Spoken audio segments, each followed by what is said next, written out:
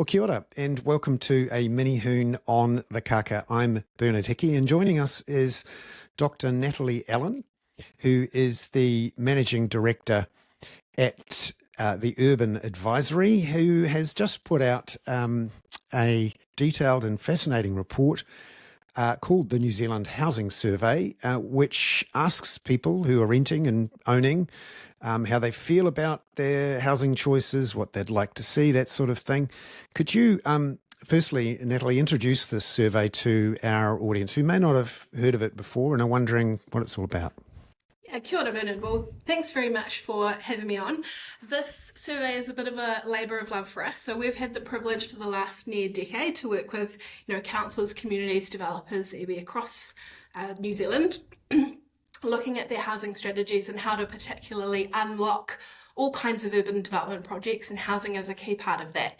And we've always found that there's just a real shortage of nuanced data in terms of, those preferences people have and all the trade-offs that they're making when they make their housing choices.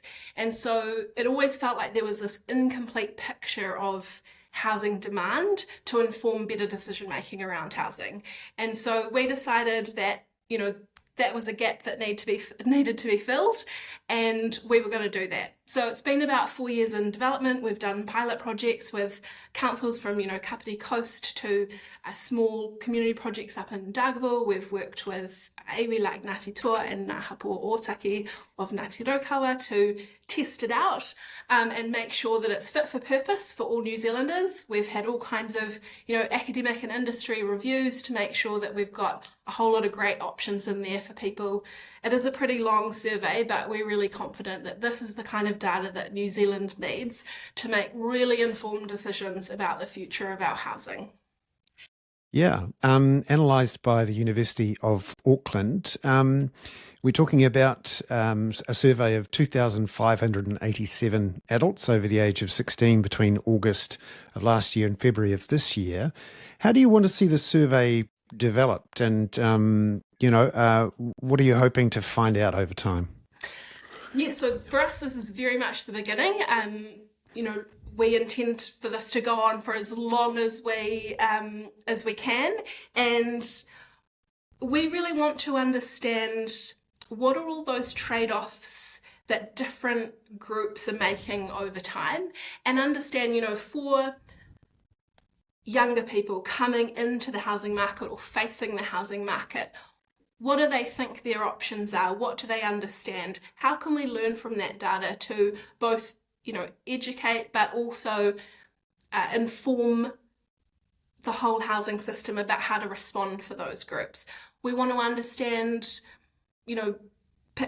potentially groups that are underserved, whether they're wanting multi-generational solutions that are more culturally fit for purpose, whether there's more people than we're aware of wanting to downsize, if there's lots of people concerned about their retirement because they're over-leveraged in their mortgages, and, retirement village options are a concern for them because they don't have that equity.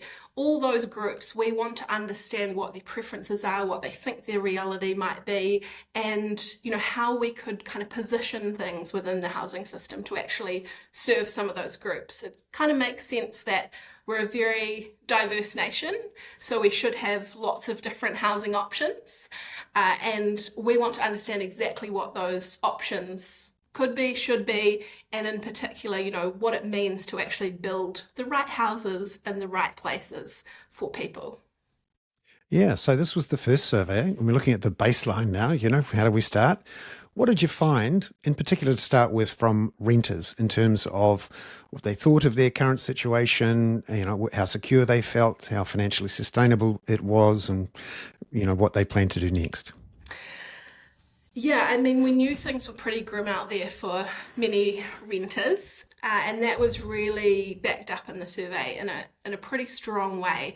And I think what was interesting is, we had a real cross-section of respondents who were renters from different price points, different income brackets, and yet we had 1 in 5 saying that they anticipated their next move would not be by choice. So they were having to move, not because they necessarily wanted to. And I think that and many other factors contributed to the fact that we found 75% of renters had a sense of dissatisfaction with the options that were available to them. And that dissatisfaction is in terms of the types of houses, not the right mix in a neighbourhood of whether it's terraced houses, low-rise, high-rise apartments. Obviously, it's very place-specific what people want, but it also is in terms of the different, tenure types. Yes, people want that pathway to home ownership, but I think oftentimes they want security of tenure, and that's a pretty tricky thing with a lot of our rental models at the moment, where people are moving a huge number of times, and we know that that has really big follow-on effects, particularly for children and young people having to move school zones, etc. And so there's kind of lots of reasons that I think have contributed to that dissatisfaction. So you ask people, what are their preferences? What sort of things might they like to live in, and what sort of format might it be? Because there is this assumption, if you speak to any MP or any councillor, what is the best type of housing? I suspect the answer would be, well, a family home, a standalone family home with a backyard, 2 or 3, probably 1 story with a driveway and a garage and a romper room and a barbecue out the back. This is the Kiwi dream. If I'm really lucky, I've got a batch as well at the beach, and a boat on the back of the double cab ute in the driveway. But what did you find from when you asked people about, what type of house? Because the standalone single story home in the suburb with a backyard, in other countries, that's not how most people live. No, and I think there are certain cohorts in New Zealand that do still strive and totally suit that model. And so when we find other things as well, it's not to say that the standalone home is not the dream for many, and that's a bad thing. It still is. I think what we've found is that there are a lot more options that people are wanting to entertain. And so it's not that they wouldn't consider a standalone home, and many do because it's largely what's available. And, that's part of the trouble when we predict what we think people will choose in the future based on what they're choosing now, because the majority of our stock is standalone homes. So of course people are currently choosing that. So what we found was that there was a real appetite for, greater density. And like I said, that means different things in different places. In areas that are predominantly standalone houses, that meant a bit more of a mix of, terraced houses, particularly for older residents looking to downsize but wanting to stay in their community, through to higher rise in some of our main centres where people said that they prioritised access to urban amenities, employment opportunities, entrepreneurial opportunities, more than having a standalone house out in the suburbs. There was a real attraction of town centres and central cities that was linked to density. And I think that's a big part of what we were seeing is that shift. We also asked lots of questions around people's preferences versus what they thought was most likely to happen. And so this is something that we've just lightly hinted at in the data at the moment, because we really want to explore that in the next round in particular. But there's a big difference that we're seeing already between what people said was their preference versus what they thought was most likely to happen. And in the most likely, they were often focusing on what options were around them currently, whereas their preferences were actually, much more diverse. Yeah, so just finally, we've gone through some interesting debates in Auckland around Plan Change 78 and also, in Christchurch, essentially around the medium density residential standards and the government's aspiration to have more density, particularly around train stations and the likes. There seems to be some controversy. If anyone's reading this report or trying to get a sense from the collective interviews, what do you think people might want to see in their ideal world in terms of densification, housing type? I think they'd really want to see responses that were suitable to place. So, people were particularly concerned, for example, around natural hazards, which we haven't necessarily seen in previous research. It's obviously very topical for people. And that in many instances means less density. And that's okay, because I think people do have this real attraction to places that are, vibrant, lively, have lots of opportunities in terms of, education, employment, etc.